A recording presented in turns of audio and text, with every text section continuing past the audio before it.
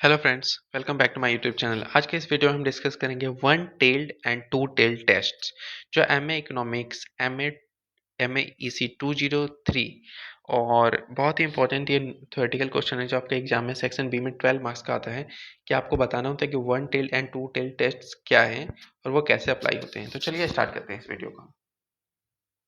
सबसे पहले मीनिंग समझते हैं। One tail and two tail test are type of hypothesis test use in statical interference to determine whether to reject a null hypothesis. यानी कि अगर हमें रिजेक्शन करना है किसी नल हाइपोथेसिस का तो हाइपोथेसिस टेस्ट में हम वन टेल और टू टेल टेस्ट को करते हैं। तो वन टेल टेस्ट क्या होता है सबसे पहले समझते हैं definition.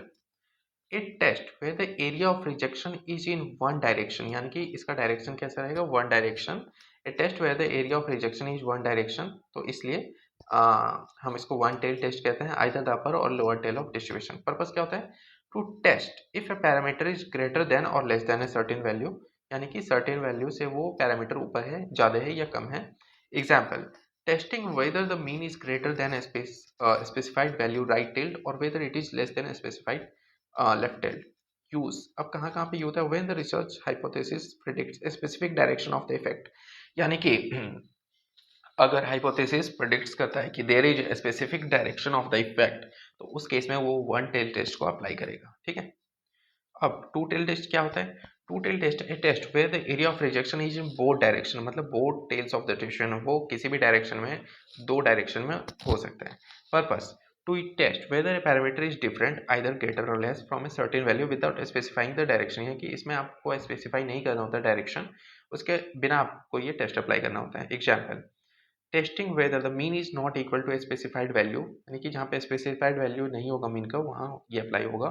Use when the research hypothesis does not predict a specific direction only that there is a difference, यानी कि जहाँ पे हाइपोथेसिस का डायरेक्शन फिक्स नहीं होता है, उनको पता नहीं होता है, वहाँ पे टू टेल टेस्ट अप्लाई होता है, और जहाँ पे पता होता है डायरेक्शन तो वहाँ पे वन टेल टेस्ट अप्लाई होता है। तो उसके बाद क्या है कि one tail test is more powerful, यानी कि मोर पावरफुल होता है क्योंकि हमें डायरेक्शन पता होती है, for detecting an effect in one direction but can not detect effect in the opposite direction. Obviously अगर वन टेल टेस्ट एक ही डायरेक्शन में काम करता है तो वो दूसरे अपोजिट डायरेक्शन में क्या हो रहा है उस चीज़ को कभी डिटेक्ट नहीं कर पाएगा। Two tail test is more conservative suitable when deviation in both direction are of interest, यानी कि ये तब काम करेगा जब डेविएशन हो और बोथ डायरेक्शन आपका इंटरेस्ट हो तब।